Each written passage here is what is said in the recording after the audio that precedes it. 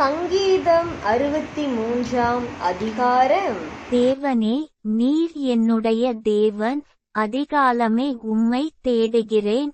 வறண்டதும் விடாய்த்ததும் தண்ணீரற்றதுமான நிலத்திலே என் ஆத்துமா உம்மேல் தாகமாயிருக்கிறது.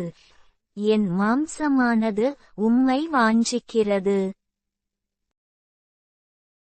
இப்படியே பரிசுத்த ஸ்தலத்தில் உம்மை பார்க்க ஆசையாயிருந்து உமது வல்லமையையும் உமது மகிமையையும் கண்டேன். ஜீவனை பார்க்கிலும் உமது கிருபை நல்லது. என் உதடுகள் உம்மை துதிக்கும்.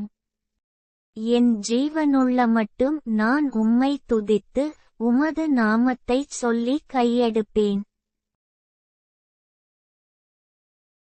நிணத்தையும் கொழுப்பையும் உண்டது போல என் ஆத்துமா திருப்தியாகும்.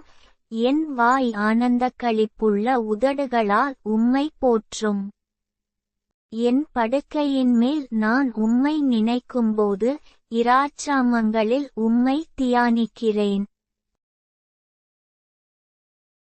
நீர் எனக்கு துணையாயிருந்ததினால் உமது செட்டைகளின் நிழலிலே களிகூறுகிறேன்.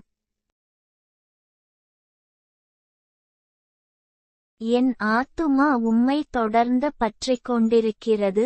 உமது வலதுகரம் என்னை தாங்குகிறது. என் பிராணனை அழிக்க தேடுகிறவர்களோ பூமியின் தாழ்விடங்களில் இறங்குவார்கள்.